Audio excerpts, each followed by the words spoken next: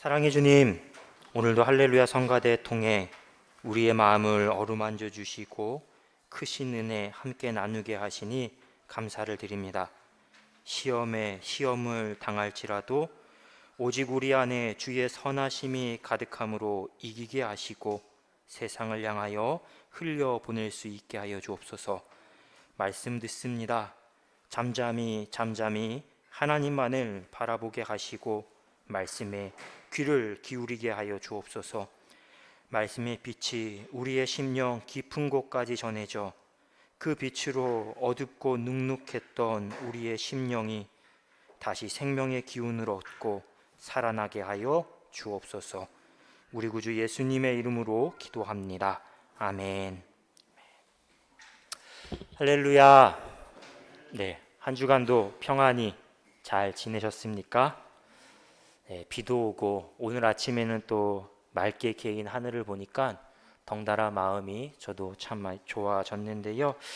오늘 우리가 하나님을 예배할 때, 말씀 들을 때 좋으신 하나님께서 우리에게 예비하신 그 은혜와 평안을 모두 다 넉넉히 채워 가실 수 있기를 주님의 이름으로 축복합니다. 오늘은 사도행전 3장 말씀을 함께 우리가 나누려고 합니다. 오순절 성령 강림 사건 이후에 주님의 사도들이 완전히 달라졌습니다. 그래서 많은 기사와 표적들을 나타냈습니다. 오늘 본문의 말씀인 베드로와 요한이 나면서부터 걷지 못했던 이 한 사람을 고친 사건도 그중 하나입니다. 본문 1절 말씀처럼 이 사건은 베드로와 요한이 제9시에 성전에 올라서 기도하러 갔다가 그 길 가운데에 일어난 일입니다. 당시에 내가 경건한 유대인이다 라고 한다면 하루에 세 번은 정해진 시간에 꼭 성전에 올라 기도를 해야 했습니다. 아침 9시, 정오, 그리고 오후 3시입니다. 성경에서 시간을 말할 때 오늘 말씀 같은 경우는 제9시라고 하지 않습니까? 이 시간에 6시간을 딱 더하면 오늘 우리가 보는 그 시간으로 계산할 수가 있습니다. 그러니까 베드로와 요한은 이날 오후 3시 기도 시간에 성전에 올라가는 중이었던 것이지요. 그런데 성전에 올라가던 베드로와 요한이 미문 앞에서 구걸하던 한 사람을 마주하게 됩니다. 오늘 본문 2절 말씀에 따르면 이 사람은 나면서부터 걷지 못하던 사람입니다. 다른 사람의 도움을 받아서 겨우 어떻게든 성전 앞에 나와서 구걸하고 그 구걸에서 받은 돈으로 살아가던 사람이죠. 사도행전 4장 말씀 보면 구걸하던 이 사람의 나이는 40쯤 되었다라고 합니다. 40여 살이 되었다라고 하는데요. 생각해 보십시오. 얼마나 이 인생이 비참하고 안타까운 삶입니까? 남의 도움을 받아서 겨우 하루하루 입에 풀칠을 하며 살아가는 인생이죠. 더욱이 그가 구걸을 하고 있는 장소가 어디인지를 보시기 바랍니다. 성전 미문입니다. 미문. 성전 미문이라는 이 이름 그대로 아름다운 문입니다. 황금으로 뒤덮여 있는 아주 화려하고 위용 있는 웅장한 문이죠. 그러니 이 화려하고 웅장한 문 앞에 주저앉아서 구걸하는 이 남루한 삶, 이 남루한 인생과 이 문이 얼마나 비교가 되고 있지 않습니까? 하지만 이것보다 더 안타깝고 비참한 사실이 있습니다. 바로 이 사람의 신앙이나 삶의 의지마저도 이제 완전히 성전 문 밖에 그대로 주저앉아 버렸다라는 점입니다. 3절을 보면요, 그는 베드로와 요한을 보고도 구걸합니다. 물론 그가 지금까지 자신이 살아온 방법 그대로 한 것이니 그냥 대수롭지 않게 우리가 지나칠 수도 있습니다. 하지만 우리가 익히 알고 있는 복음서에 등장하는 나병 환자, 손 마른 사람, 걷지 못하던 사람, 혈루병 여인, 이 사람들과 오늘 본문에 등장하는 이 구거라는 사람을 한번 비교해 보시기 바랍니다. 그때 예수님께 나와왔던 그 사람들도 모두가 다 장애를 갖고 있었습니다. 질병을 갖고 있었고 삶의 문제들을 다 안고 있었습니다. 하지만 그들은 모두 자신이 갖고 있던 장애, 질병, 삶의 문제들, 그것들이 낫기를 바랬습니다. 해결되기를 바랬던 것이죠. 이전과는 완전히 다른 삶을 내가 살고 싶다, 그 간절한 소망을 가지고 주님께 나왔었습니다. 엎드려 구걸을 한 게 아니라 믿음을 가지고 소망을 가지고 예수님께 나와서 엎드려 기도를 했던 사람들인 것이죠. 마찬가지로 오늘 본문에 등장하는 이 주인공 또한 사도들에게 무엇을 구해야 했습니까? 삶의 근본적인 문제 해결을 구해야 했습니다. 돈 몇 푼 구하는 게 아니라 내가 일어서길 원합니다. 낫기를 원합니다. 나를 도와주옵소서, 그렇게 요청해야 했던 것이죠. 매일 성전을 찾았지만 단 한 번도 그는 지금까지 성전 안으로 들어가 보지는 못했습니다. 그러니 나가서 다시 일어나서 성전에 들어가 하나님을 예배하고 싶습니다. 그것을 간구해야 마땅했습니다. 하지만 안타깝게도 이 사람에게는 그런 소망도 그런 의지도 찾아볼 수가 없습니다. 본문 5절에서도요, 베드로와 요한이 우리를 보라 이렇게 부른 이후에도 그는 내가 무엇을 얻을 수 있을까? 무엇을 얻을 수 있을까? 거기에만 관심을 쏟고 있습니다. 여전히 이 사람의 관심과 소망은 육적인 필요를 채우는 것에 머물러 있습니다. 자신에게 진짜 필요한 게 뭔지 모르는 영적인 무지, 영적인 무감각 상태에 그대로 주저앉아 버린 인생입니다. 그런데 영적인 무지와 무감각에 빠져 있던 건 비단 이 구거라는 사람, 이 사람만이 아닙니다. 성전 미문은 제사장도, 율법학자도, 또 수많은 유대인들도 매일같이 오가던 장소입니다. 그러니 지금까지 수많은 사람들이 그 길을 오가면서 어떤 사람은 그를 보고 측은지심으로 동전 한 입, 또 어떤 사람은 종교적인 의무로 구제를 했어야 하니까 구제를 해서 내가 공덕을 쌓아야겠다라는 마음으로 또 동전 한 입, 그렇게 동전 한 입 던져주고 지나가는 사람들은 많았을 겁니다. 하지만 그의 근본적인 문제, 그가 가진 진짜 어려움에 관심을 갖고 해결하려고 했던 사람은 한 사람도 없었던 것입니다. 그러니 이날도 그는 어김없이 성전 미문에 앉아 구걸할 수밖에 없었던 것이죠. 그런데 이런 모습은요, 유대인, 이 제사장이나 율법교사, 여타의 다른 유대인들 뿐만이 아니라 예수님의 제자들도 똑같았습니다. 요한복음 9장 말씀을 보면 예수님께서 길을 가시다가 날 때부터 앞을 보지 못했던 한 사람을 만나게 되는 일이 일어났습니다. 그때 제자들은 주님께 이렇게 말했습니다. 제자들이 물어 이르되 랍비여, 이 사람이 맹인으로 난 것이 누구의 죄로 인함입니까? 자기이니까? 그의 부모이니까? 생각해 보십시오.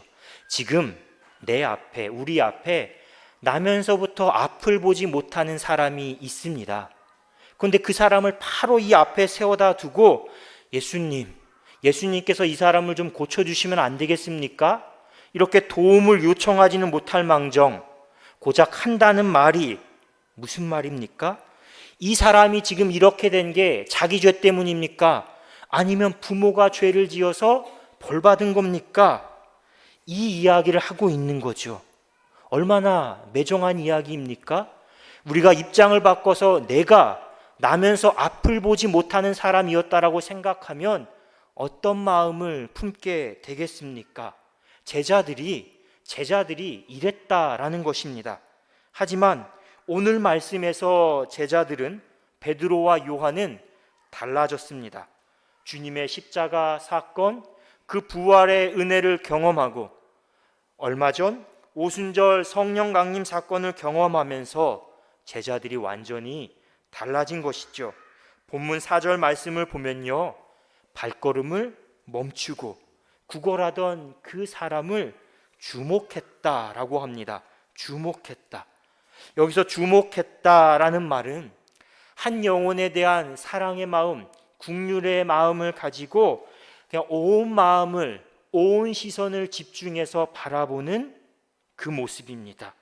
이어 사도들이 그를 주목하고 그에게 말하기를 우리를 보라 이야기하죠.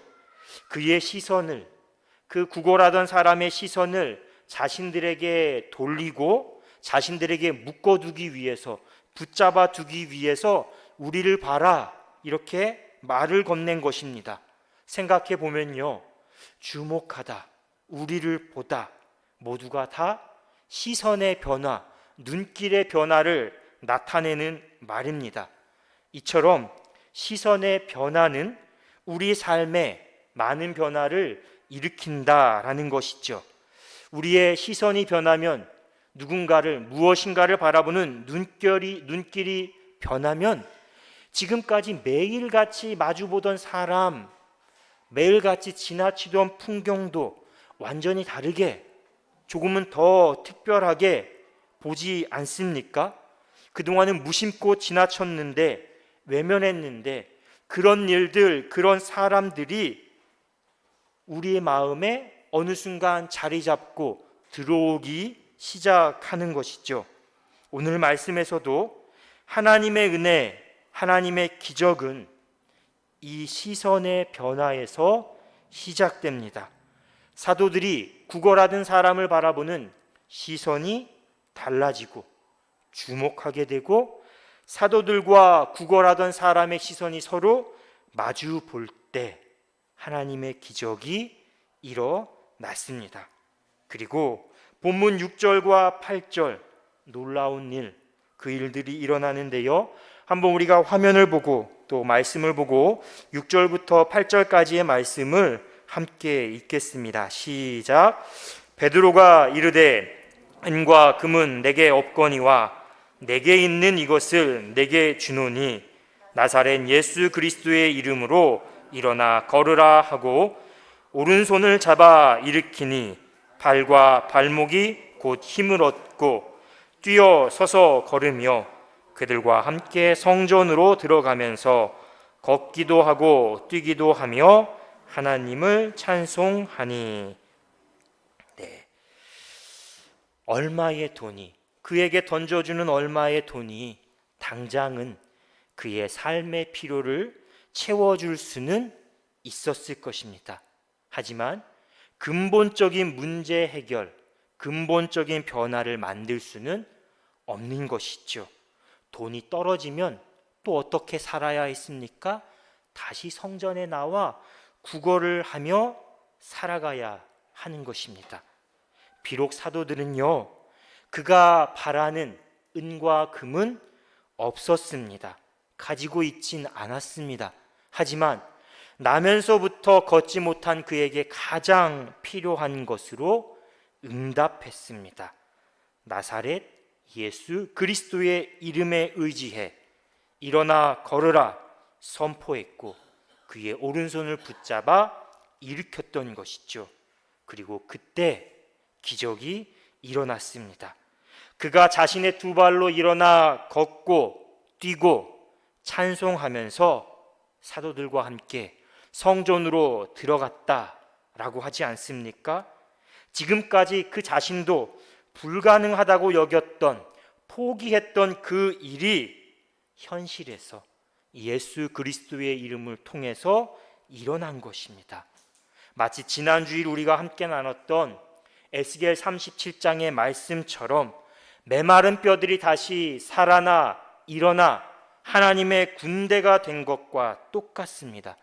나면서부터 걷지 못했던 이 사람의 몸만 치유된 것이 아니라 그가 하나님을 찬송하고 예배하는 하나님 백성의 삶, 완전히 새로운 삶을 시작하게 된 것이죠. 사랑하는 성도 여러분, 이 말씀을 통해서 나사렛 예수 그리스도의 이름으로 일어나 걷게 되고 예배하게 된 이 사람을 통해서 여러분들은 자신에게 무엇을 묻고 또 어떤 도전을 받고 있습니까? 저는 이 시간에 이 말씀을 통해 한 가지 물음과 도전을 우리 성도님들과 함께 나누고자 합니다. 그것은 바로 지금 예수 그리스도의 이름, 그 이름의 능력과 변화를 내가 소유하고 있는가? 내가 내 삶 속에서 경험하고 있는가? 그것을 묻는 것입니다. 또한 다르게 말하면, 바꿔 말하면 이것은 지금 내가 예수 그리스도의 이름, 그 능력과 변화를 구하고 있는가? 간절히 소망하고 있는가? 이것을 묻고 우리 자신이 도전받기를 기도합니다. 오늘 말씀 준비하며 주보에 실은 한희철 목사님이 쓴 울게 하소서, 이 시를 제가 묵상하면서 진짜 많은 은혜를 받았습니다. 한번 주보 뒷면을 보시기 바랍니다. 울게 하소서라는 제목의 시인데요, 커다란 사탕 손에 있어도 하늘 가득 풍선이 날아도 수많은 사람 파도처럼 오가도 세상에 단 한 사람 엄마 보이지 않으면 엉엉 목 놓아 우는 아이처럼 내 안에 당신 없음으로, 어디에도 당신 보이지 않음으로 울게 하소서, 울게 하소서. 대부분의 사람들이 인생을 살아가며 어떤 때 슬퍼합니까? 울고 있습니까? 염려하고 걱정하고 불안함을 느낍니까? 내가 가진 것이 없다고 생각할 때, 내가 생각하는 것만큼 다 채워지지 않았을 때, 그때 불안하고 초조해하고 눈물을 흘리지 않습니까? 하지만 이 시를 보면, 이 시의 고백을 보면 믿음의 사람과 교회는 언제 울어야 한다고 우리에게 말하고 있습니까? 내 안에 하나님이 없을 때. 오늘 말씀에 적용하면 내 안에 예수 그리스도의 이름, 그 능력과 변화가 없을 때, 그때야말로 진짜 울어야 할 때라고 이야기하는 거죠. 모든 것이 넉넉합니다. 충분합니다. 내가 계획하고 꿈꿨던 일들도 다 순조롭게 잘 진행이 됩니다. 하지만 그 순간에서도 우리는 끊임없이 자신을 향해서, 교회를 보며 가정을 보면서 하나님이 있는지, 하나님이 함께 계시고 있는지, 함께하고 있지 않은지를 계속 점검해야 한다는 것이죠. 왜냐하면 아무리 넉넉해도 잘 돼도 하나님이 함께 하시지 않으면, 내 안에 예수 그리스도의 선함이 나타나지 않으면 그때야말로 진짜 심각한 인생의 위기, 가정의 위기, 교회의 위기이기 때문이죠. 이런 말이 있습니다. 가장 비참한 그리스도인은 은과 금은 없고 예수 이름의 권세도, 예수 이름의 능력도 없는 그리스도인이다. 없고 없는 겁니다. 은과 금도 없고 예수 그리스도의 이름, 그 능력도 없는 그리스도인, 그가 가장 비참한 그리스도인이라는 것이죠. 반대로 이보다 더 불행한 그리스도인은 누구냐? 예수 이름의 권세는 없습니다. 그 능력으로 인해 나타나는 변화 찾아볼 수 없습니다. 그런데 계속 그가 구하는 것은 은과 금입니다. 예수 이름은 없지만 은과 금만 구하고 있는 그리스도인, 그가 더 불행한 그리스도인이라는 것이죠. 그럼 가장 행복한 그리스도인은 어떤 모습이겠습니까? 은과 금은 없지만 예수 이름의 권세, 그 이름으로 말미암아 삶 가운데 넉넉한 풍성한 은혜를 경험하는 삶, 그 사람이 바로 가장 행복한 그리스도인이라는 것이지요. 오늘 우리가 예배 전에도 찬양하지 않았습니까? 행복, 화려하지 않아도 정결하게 사는 삶, 가진 것이 없어도 감사하며 사는 삶, 그것이 행복이라고 우리가 찬양했는데 똑같습니다. 은과 금은 없지만 예수 그리스도가 있음으로 말미암아 나는 이미 충분합니다, 감사합니다, 행복합니다, 그렇게 고백하는 성도가, 그런 공동체가 진짜 행복한 삶이라는 거죠. 혹시라도 이렇게 질문하시는 분이 있을지 모르겠습니다. 목사님, 은과 금도 많고 물질도 많고 예수 이름의 권세, 그 은혜와 능력도 더 풍성하게 누리면 좋지 않습니까? 기왕이면 이것도 갖고 저것도 갖고 둘 다 모두 구하고 갖고 있으면 좋지 않습니까? 이렇게 물으시는 분이 계실지 모르겠는데요, 안타깝게 생각하실지도 모르겠지만 그런 조합은요, 성경에서도 현실에서도 찾아보기가 참 힘듭니다. 오늘 말씀 속 사도들의 모습처럼 예수 이름의 권세와 능력은요, 은과 금이 없는 상태에서 나타납니다. 다르게 말하면 예수 이름 때문에, 예수 이름을 위하여 내가 거룩한 가난을 선택할 때, 다른 말로 하면 성빈, 청빈, 그 삶을 구하고 살아갈 때 그 삶을 통해 예수 이름의 권세와 능력이 나타난다는 겁니다. 또한 오늘 보면 바로 직전의 말씀인 사도행전 2장의 말씀, 초대교회의 모습에서 우리가 알 수 있듯이 가진 것마저도, 내가 지금 가진 것마저도 서로의 필요에 의해서 나누고 섬길 때, 그때 예수 이름의 권세와 능력이 나타날 수 있다라는 겁니다. 사랑하는 성도 여러분, 우리 모두가 다 은과 금은 없을지라도 예수 이름의 권세로, 그 능력으로, 그 은혜로 행복해 할 수 있는 그런 믿음의 성도가 되기를 주님의 이름으로 축복합니다. 우리 교회가 가장 행복한 그리스도인, 그런 성도로 넘쳐나는 교회가 되기를 주님의 이름으로 축복하고 또 도전합니다. 그러기 위해서 날마다 우리는요, 우리 자신과 교회를 돌아봐야 합니다. 지금 우리 안에 예수 그리스도의 이름이 있는가, 없는가, 나타나는가, 사라졌는가, 우리가 무엇을 구하고 있는가, 세상의 물질, 은과 금인가? 아니, 그거는 없을지라도 예수 이름의 권세와 능력을 구하고 있는가를 끊임없이 우리 스스로에게 물어야 되는 것이죠.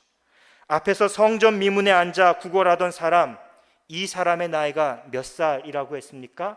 40세라고 하지 않았습니까? 이 사람의 나이 40은요, 하나의 상징입니다. 상징. 무엇을 상징하느냐?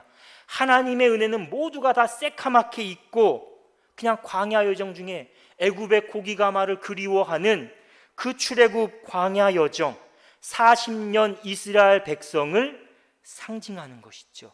그러니 우리 역시 예수 그리스도의 이름, 그 이름으로 나타나는 은혜와 능력을 잊어버리면 이스라엘 백성처럼 성전 미문에 앉아 구걸하던 이 사람과 똑같이 될 수 있는 것이죠.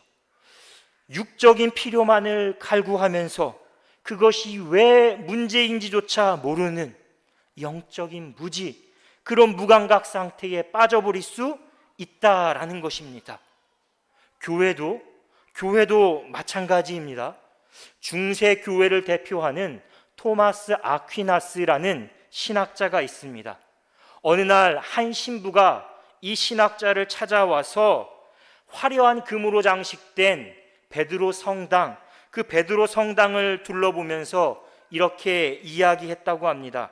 토마스, 이제 우리는 은과 금은 내게 없거니와 이 말은 더 이상 못하겠군요. 성전 자체가 너무 화려하니까요. 근데 이 말을 들은 토마스 아퀴나스가 이렇게 대답했다고 합니다.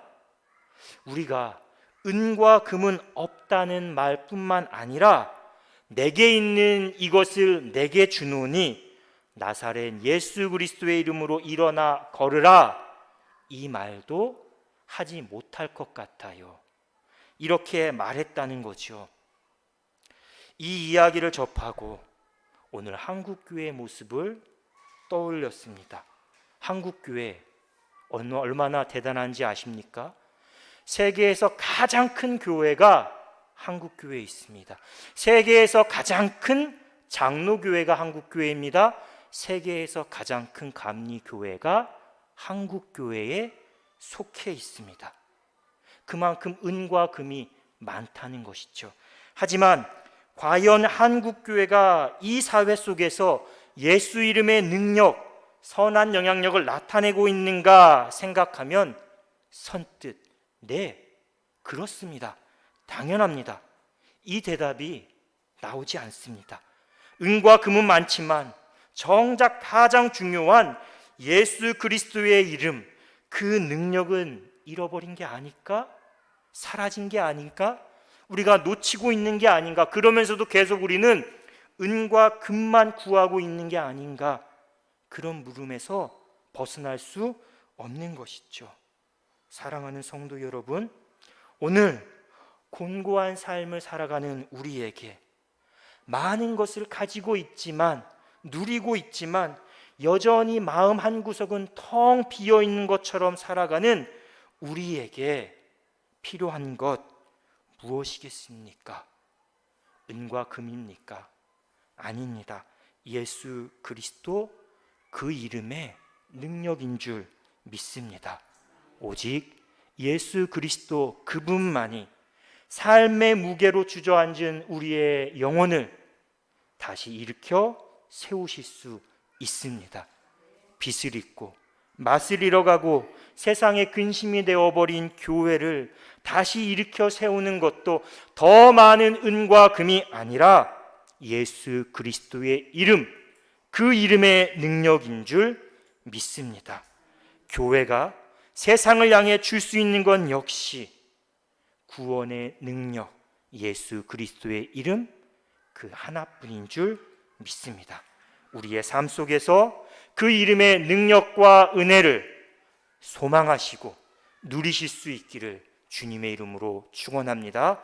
우리 교회가 가진 것이 없을지라도, 부족하게 보일지 몰라도 그 이름으로 이미 많은 것을 누리고 감사하고 기뻐할 수 있는 공동체로 다시금 회복되고 부흥할 수 있기를 주님의 이름으로 축원합니다. 주신 말씀 묵상하며 잠시 우리 침묵으로 기도하겠습니다.